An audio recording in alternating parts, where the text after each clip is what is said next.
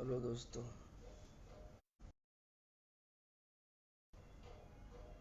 Hello दोस्तों।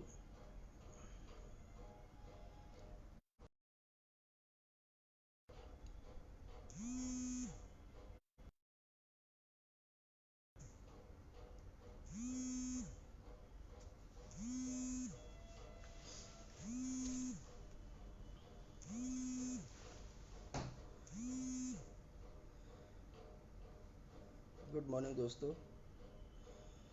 बहुत ज़रूरी बात आप लोगों से करना है। मैं अचानक से लाइव आया हूँ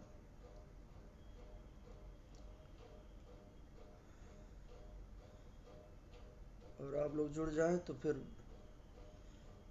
और पहली बार कह रहा हूँ कि जुड़ भी जाएं और आप लोग इसका एक एक शेयर भी लगा दें। मुझे बहुत ज़्यादा इस सब के बारे में नहीं आता है। मैं चाहता हूँ मेरी बातें जहाँ तक जाएं, दूर दूर तक जाएं।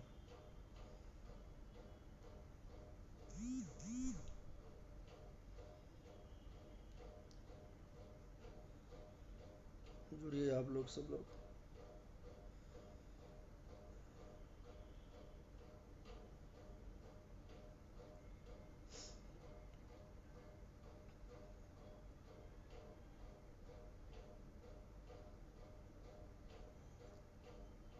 हेलो दोस्तों। सब लोग धीरे धीरे करके जुड़ जाओ, फिर बात करता हूँ। मैं अपनी बात रखूँगा।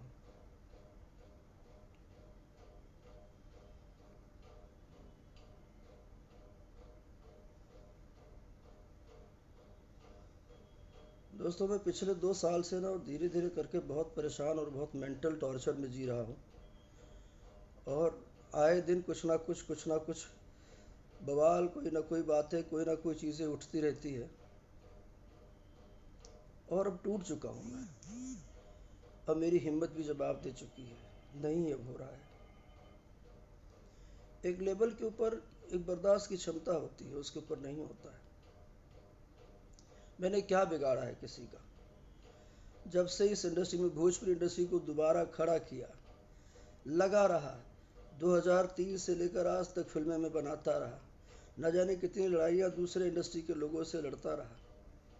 हमारी भोजपुरी को लोग हे दृष्टि से देखते थे दूसरे इंडस्ट्री के लोगों ने। मेरे पास ऑप्शन था, तमाम हिंदी फिल्में मैंने किया था।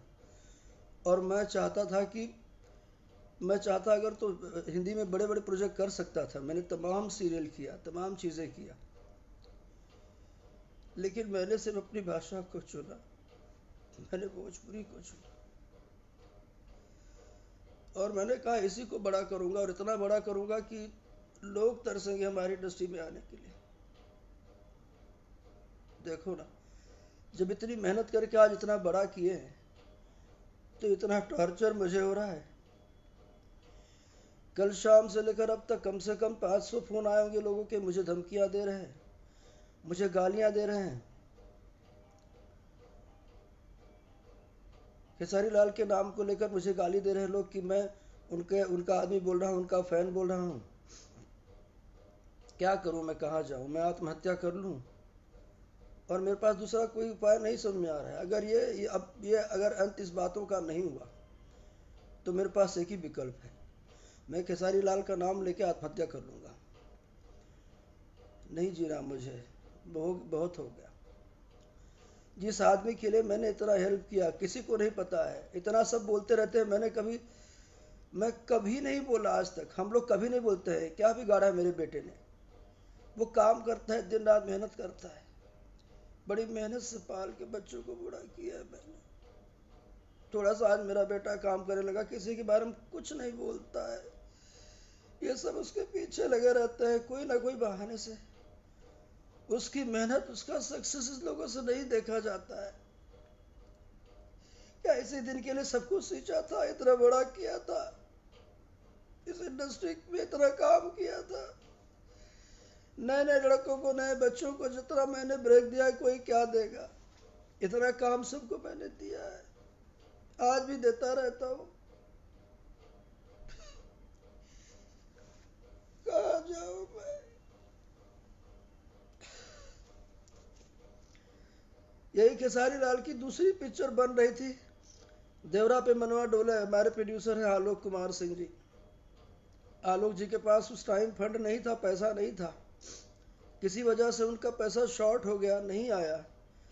मुझे फ़ोन किए, मेरे पास आए, मुझे कहा कि सर मेरी पिक्चर की शूटिंग होने जा रही है जिसमें खेसारी लाल यादव हीरो है, स्मृति सिन्हा हीरोइन है, और मेरे पास पैसा नहीं है, आप मुझे मदद कर दो। मैंने कहा आलोक भाई मेरे पास भी पैसा तो नहीं है, कहाँ से करूँगा।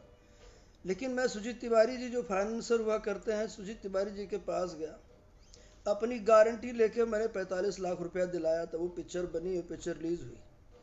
आज वो आदमी मेरे विरोध में खड़ा होता है, मेरे बच्चे के बारे में कुछ भी बोलता रहता है, मुझे बोलता रहता है, कुछ बोले तो बुराई, कुछ ना बोले तो बुराई, चुपचाप कहीं से उठ के चला जाता है तो बुराई। कल से मुझे धमकी भरे फ़ोन आ रहे हैं, लाखों लाख गालियाँ आ रहे हैं, जिस टाइम बात कर रहा हूँ उस टाइम लोगों के मेरे पास फ़ोन आ रहे हैं। नहीं जीने देना चाहते हो खेसारी तो मैं फांसी लगा लेता हूँ, मैं मर जाऊँगा, नहीं जीना मुझे।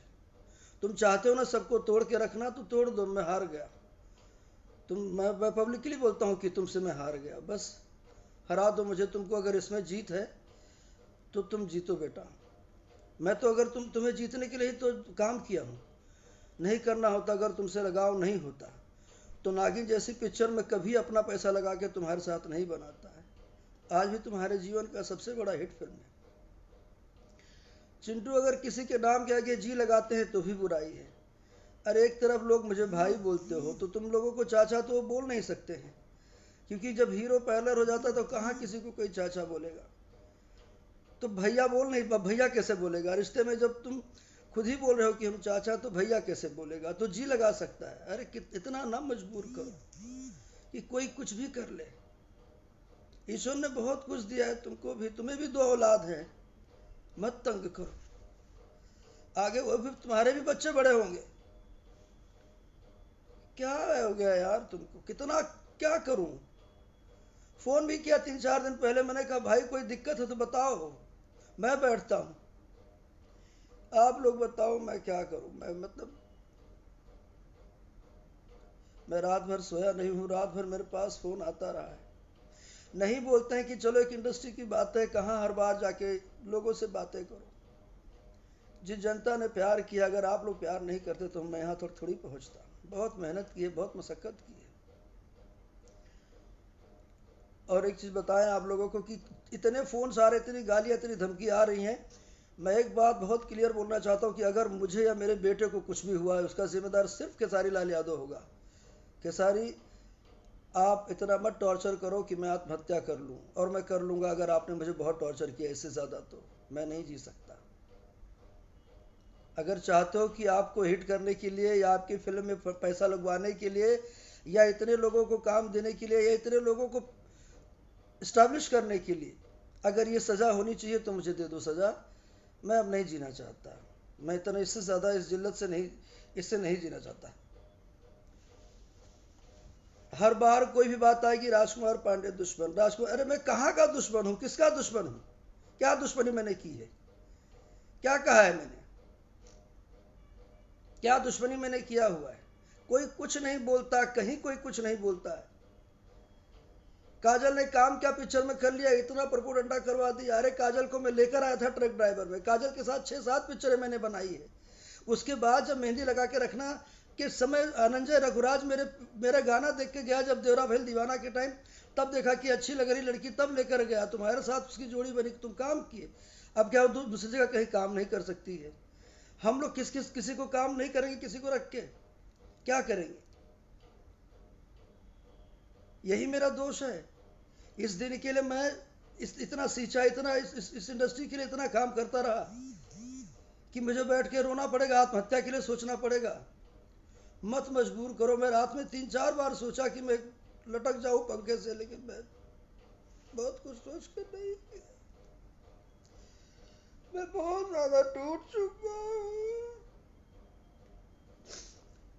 और मरूंगा भी तो लाइव आके, अब लाइव ही मरूंगा। तुम बहुत लाइव पर बहुत भरोसा करते हो ना, लगाता हूं मैं मोबाइल, लाइव ही मरूंगा। अब बता दे रहा हूं।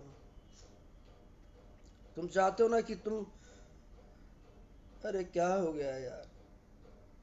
एक गाना पांडे जी का बेटा आया, उससे मेरा कोई लेना देना नहीं।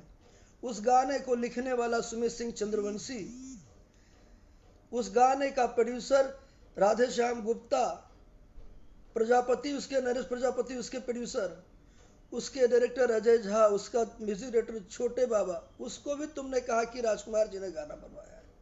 अरे मैंने क्या बनवाया है, क्या किया है मैंने, कितना? तुम बोलते हो संस्कार, तमीज, तहजीब, ये तुम्हारा संस्कार है। तोड़ते हो लोगों को अलग अलग तरह से, लोगों से गालियां दिलाते हो, अपने फैन सबको गालियां दिलवाते हो तुम। रात भर से कम 500 मेरा नंबर, चिंटू का नंबर वायरल करवा दिए हो। ये एक हीरो की जगह होती है? ये कोई हीरो होता है? हीरो होता है जो लोगों में खाली ढोंग करता, आडंबर करता कि मैं लोगों की मदद करता हूं, कुछ नहीं करता है, बल्कि इन लड़कों का जिंदगी भविष्य बर्बाद करा, उन पब्लिक को अपना फैन बना के, जिनको कुछ नहीं करने देना चाहता है, उनको उलझा के रखा है ताकि काम धंधा वो ना करे। इतना स्वार्थी ठीक नहीं है खेसारी, याद रखो, हिटलर का नहीं चला।